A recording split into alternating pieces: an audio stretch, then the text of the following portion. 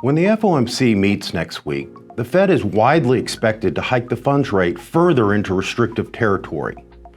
And whether it's a 50 basis point increase or another unprecedented third straight 75 basis point increase, they're not going to be done. And here's why. With inflation at 40-year highs, the Fed still has a long way to go to bring inflation down to its 2% target.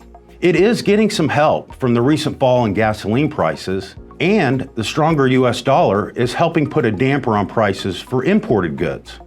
But wage growth and rents are still running pretty hot.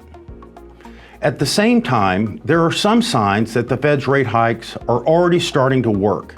Housing activity, for one, has slowed dramatically. Over time, other sectors of the economy will slow too. As we feel the effects of these hikes, it's important to keep the bottom line in mind. This Fed isn't falling into the trap that led to the high inflation and stagflationary conditions of the late 70s and early 80s. Fed Chairman Powell recently reiterated it's the Fed's responsibility to achieve its 2% inflation target, at the same time recognizing it doesn't have control over the supply of energy, food, and goods. The Fed plans to keep monetary policy at restrictive levels until its job is done, rather than the stop-go policy approach it used 4 decades ago.